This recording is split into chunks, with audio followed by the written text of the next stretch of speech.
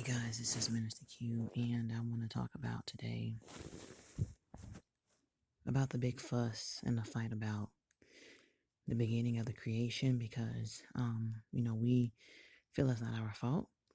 That Eve was deceived by Satan and gave that fruit to Adam, and we don't know how to come to the concept of understanding what actually took place and went on. And I just got some revelation inside of my brain today as I'm sitting here thinking to myself. And what I'm thinking is, as God speaks to me, is that we hear about things that happen. We have a father and a mother, we have a cousin, uncle, aunt, whoever we may have, right? And also, we have to think about we hear about stories and we hear about consequences that people did.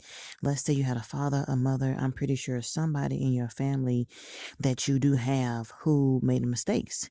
And you're like, you hear about the story and you go, I'm not going to become like that person. So I'm saying, even if Satan did what he did at the beginning with Adam and Eve, and we heard about the first world, God had to destroy the first world and he started the world over. And he was saying this time he'll let the wheat and the tares grow together and he won't destroy the world by water anymore. But the next time will be fire.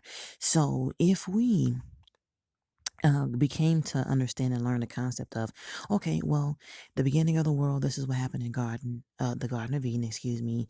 And even if we became to love and listen to God and push back evil and prayed and got ourselves together, it wouldn't have even mattered what happened in the Garden of Eden and what Satan did. Just like you hear about a war, or just like you hear about what happened, somebody came and blew up a school, or somebody committed suicide and they started a charity, or they started a foundation to end this, or to end hunger, or to end something. The people of the earth, I believe the reason why God still hold us accountable is because of the simple fact that we still had dominion and we still have God to turn around and make sure that the future is not like the past. And so much time has went by and God is just like, you guys don't even understand how powerful you are and you were since the beginning, since Genesis. How many times have we pointed the finger, blame stuff on people? Oh, I'm going to blame it on the white folk, or I'm going to blame it on my mom. And that's the reason why I'm the way I am is because I grew up and I went through all of this, or whatever the case may be. And now we're not even thinking about, we have a life, we have a choice, we have power. We're just as smart as the people, probably even smarter than the people from back then, because we live in the now. We know and learn everything from then all the way till now. And God is just sitting there looking at us like, you guys have dominion, you have power, you have choice, and you could have learned from what happened in the Garden of Eden, and all the people of the earth could have understood we have to pray to keep evil out. But you got people who are outnumbering righteous people, and you have the righteous people who have such a power. It doesn't matter if the unrighteous outnumbers the righteous.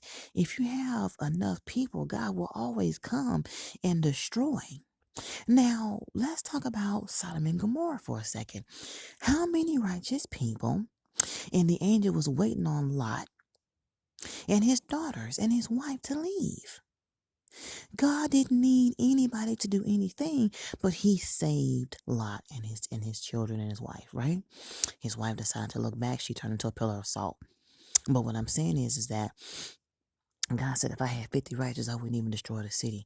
But we're talking about him escaping, right? Saving.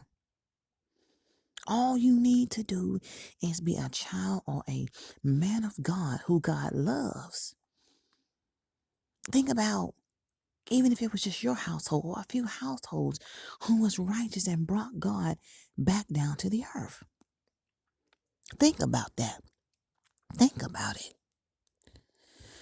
And we need to think, why do we keep blaming Adam and Eve and Satan for the things that they did? We have to think about the now. And guess what? We've wasted so much time. And now we have to wait.